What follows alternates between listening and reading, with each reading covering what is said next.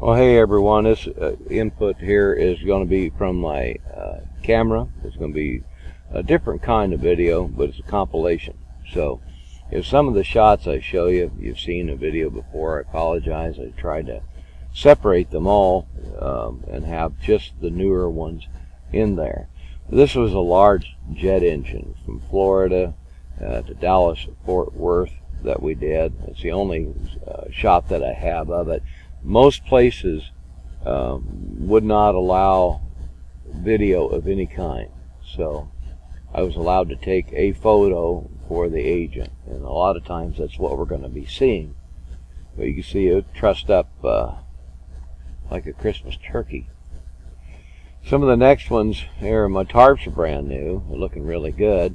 Bought those in Texas. Delivery to power plant, and I'm sure that one was a lot of fun. You might even have seen it on video. This one was just unloading.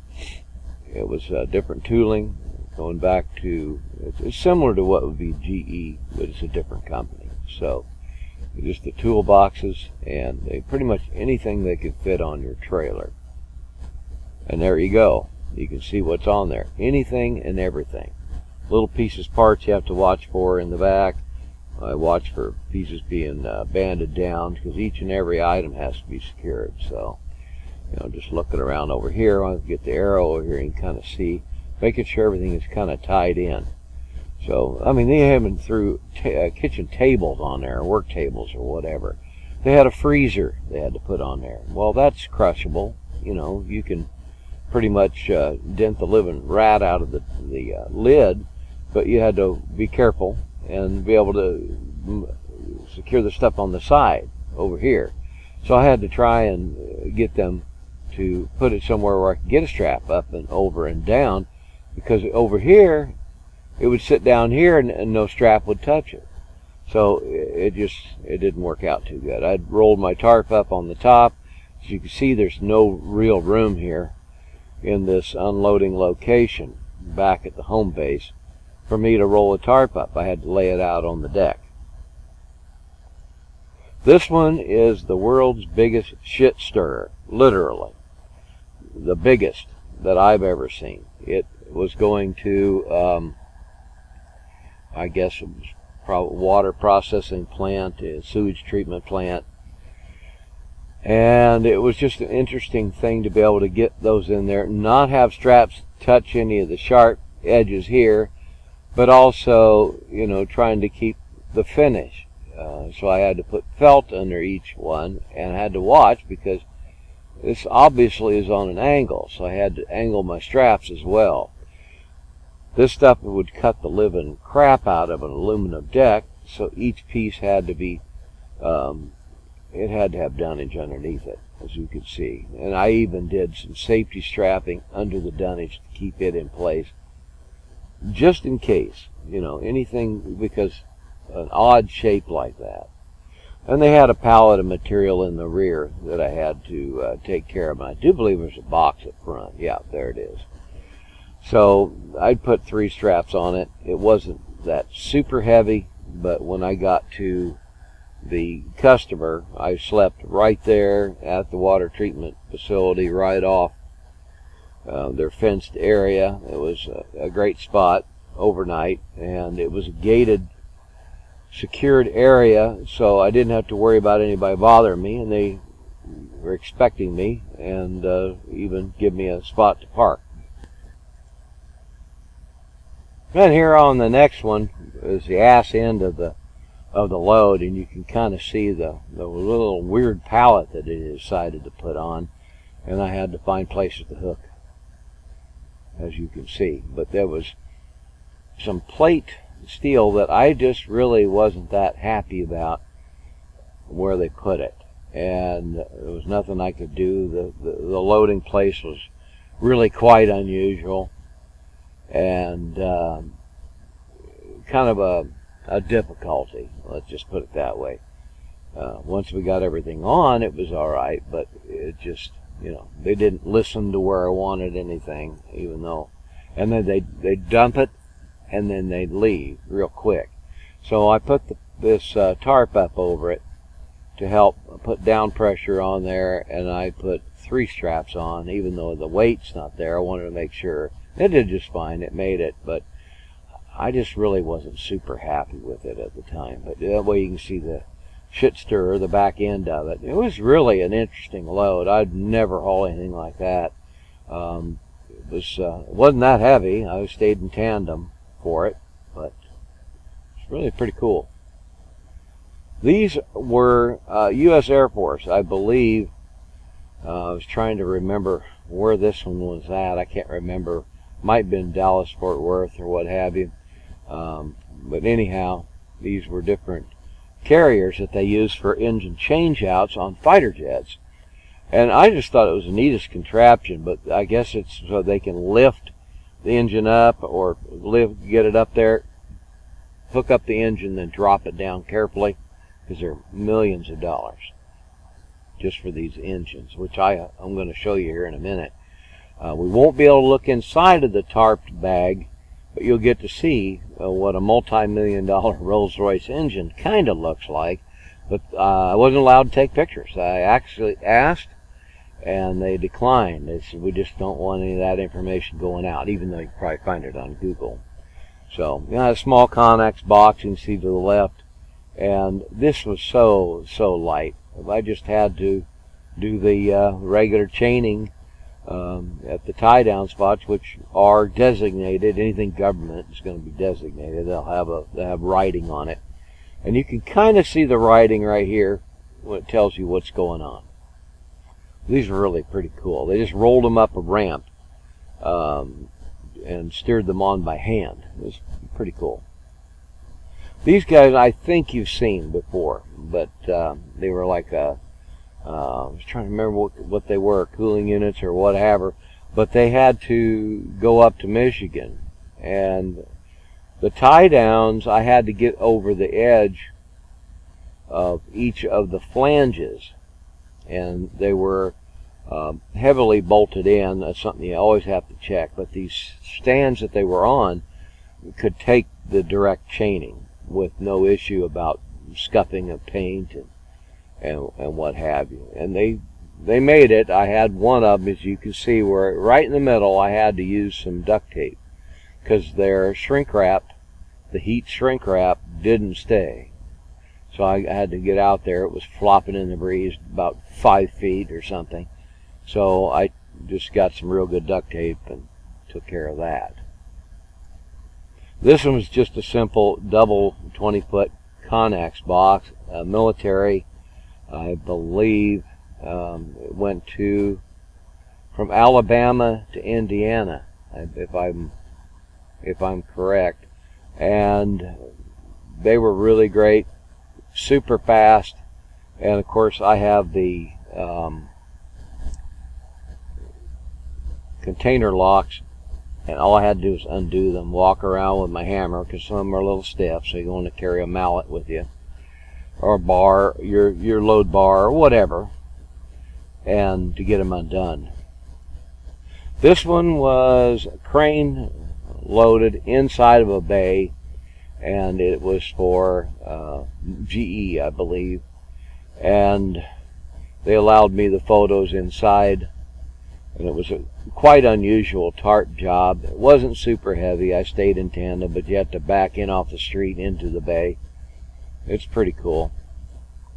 This one was a real fun one. The load was fine. It was just the fact that that door, which is over here, I had to blindside into it, and I couldn't go in spread axle.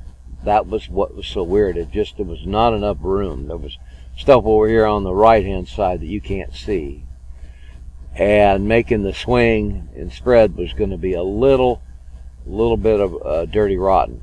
I had to go back as far as I could get, almost to the wall, within 10 inches of obstructions, just to have their crane get it close to center. And I believe it weighed 42,000, something like that. And I'm not in spread yet. That was the other problem. I went to go in spread and I blew an airbag. And I was there all weekend. So I had to drop the trailer, and I went tractor-wise up to the truck stop and got my shower, got food, and everything like that. There was nothing we could do about it. They weren't mad about it. It just that it was something that happens. So they replaced it, but I mean, it just flat out exploded, just splintered into pieces. Luckily, no one was injured. I was on that side, but I wasn't up near the bag. As I heard something creaking, and I was trying to get the pins to release, and kaboom. Here's the back end of it. You see the two lifting eyes from the crane. Huge. But it went up to, I believe it was an armature that was rebuilt. And it went up to an electrical company up in Illinois. So they were happy to get it, but they were actually not in that much of a hurry for it. So it was like there was no worry that there was a breakdown on the trailer. This one is railroad equipment. I don't even think it weighed 7,000 pounds. The only things of note here, this crate. I mean, it was just a really sorry looking crate. It turned out to be really sturdy. The waxed cardboard, I ended up taking a tarp and I ended up wrapping over it, and just to give it a little wind help, you know, from the water, because I had to go from southern Indiana to basically Tri-Cities, Washington. And I ended up putting padding. You can see my furniture pads right here up against the finish so I wouldn't rub, because it was the only place I could put the box and get a grab on it. I mean, this thing didn't weigh much. It's just really long, but it had plenty of room, and it was no problem. We did just fine with it. I was unloaded pretty quickly. Here is the engines I was speaking of. This is the Rolls Royce, and I think I hauled 5 in a row. What I did was I did a single hook right inside of that lifting loop, because it only goes over about 8 inches. I put that the hook end on there and did a pull both directions. I've got a 4-directional pull. I guess even the agent said, I've never seen anybody do it that way. I said, well, it's just me. That way it's dead neutral. There is no slipping, because it's not just a single chain all the way through. I would have had to have a feeding tube to get the chain all the way through. But I just put the hooks on, and that way, once you neutralize it, you put that 4th binder down and click her down, it's done.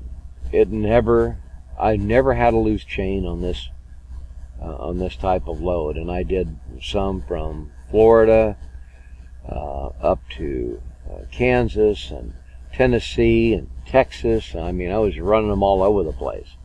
And each one of these, I think, was about $5 million or something. I don't know. Another look at it. We'll have another shot here after a bit from a little further back so you can see the whole thing. There's the tarp job, and you couldn't put a thing over this. There's the front of the engine. You could not touch any of this area. As you guys that hauled those know, you just flat couldn't do it. I would have loved to have been able to put bungees over it, but you can't do it. There's so many little teeny pieces of tubing that are wrapping around the engine that you can't touch them in any way, shape, or form. So we'll just go with it. And, you know, I got a little rub hole in one of my tarps once on one of the loads. It was this rack that they were on. We'll see if we got another picture. Oh, AC unit. That was one of the back hauls. That one was almost $6 a mile. I sure as heck wasn't complaining. They had it on so quick, and I just did, you know, out to the edge. Then I had two 2x4s here. I could go center, and I tried to keep it as close as I could to the edge. Oh, here we go. Sorry they're out of order, but that's okay. I'm out of order too. Here's the bag.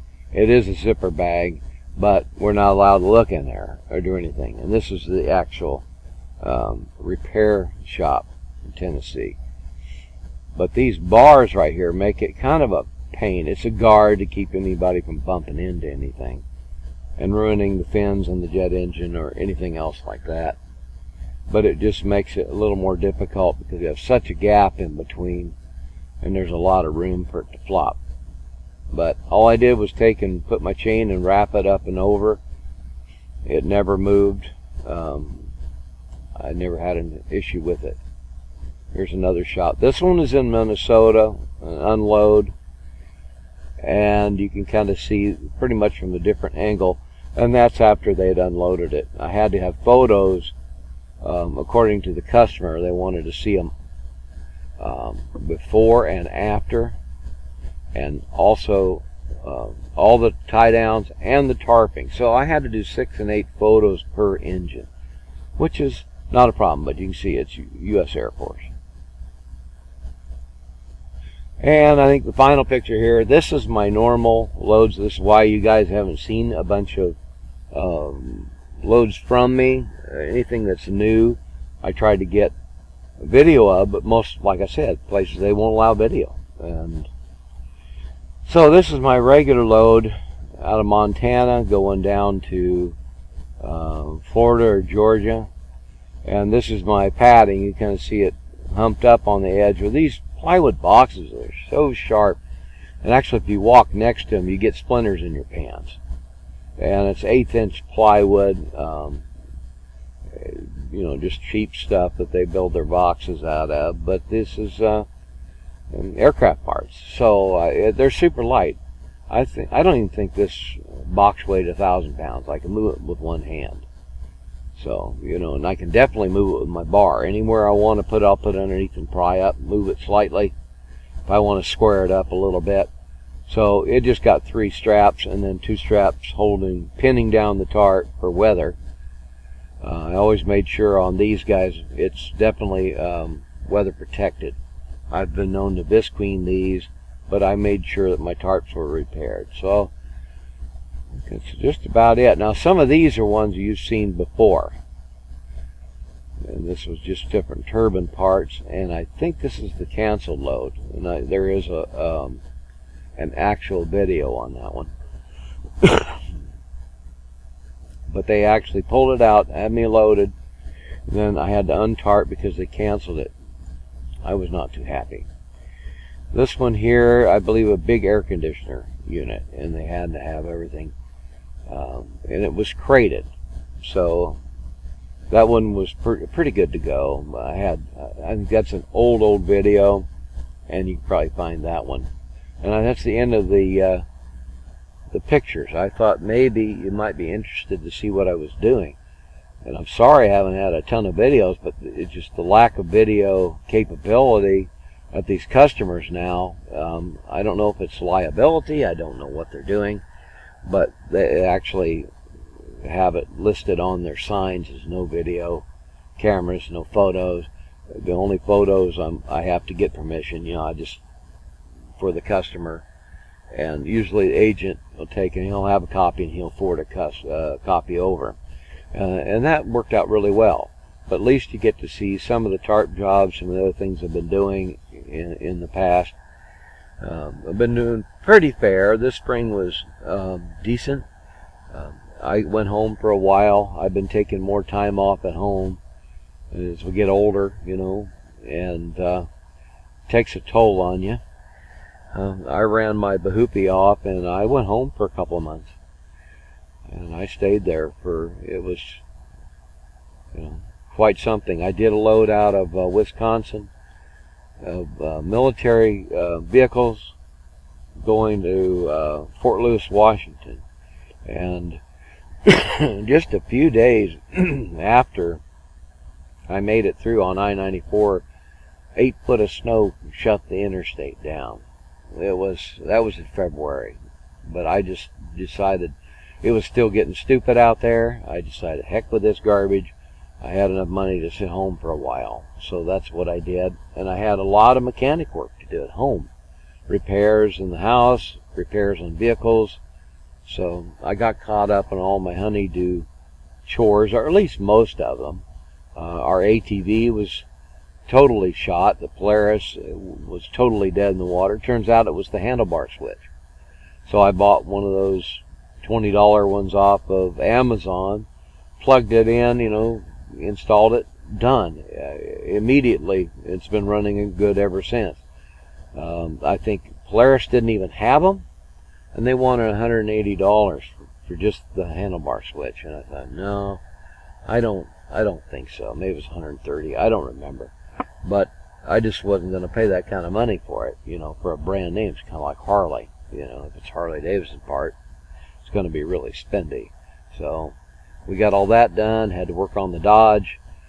Had to tighten up the steering box. Had a lot of play. You know, sometimes that's not a great thing to do if the box is having an issue. But it turned out it was just a worm drive, just need a little tightening. And I had a camshaft sensor. I had to buy special tools. No mechanic would touch it. Nobody that I knew, their garages, wouldn't touch it. So I bought an endoscope camera, and I got in there with my tools, and I was able to put the camera end on a stick and prop it up in there so I could kind of see where my fingers were going, and I got the thing in. So I have no more check engines, because it derates. Even a 2000 Dodge Cummins 24 valve diesel, it derates it to a point where it costs you a fair amount of fuel, and fuel was rising. So I just wanted to make sure I could get it all squared away. So that's about it. I think I pretty much have covered most of the stuff on loads. I hope everybody's doing well. COVID knocked me down a couple years ago. I think it's hit some of you. I'm still got problems from it, little bits here and there, just nagging, hanging on.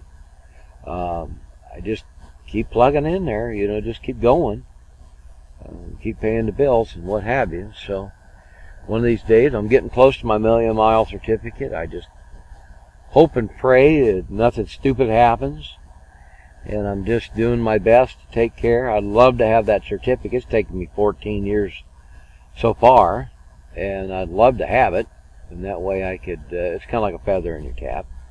It'd be really nice. So we're at 22 minutes now, 22 and a half. I'm going to knock this thing off, and something around in there. We're going to get it up on the channel today. I've got a new intro. I hope you like it. Just let me know in the comments, and maybe do a little share or something if you care to, because I haven't had any videos in a while, not much to share, and really no new people coming around. So I do apologize. It's all on me anyway.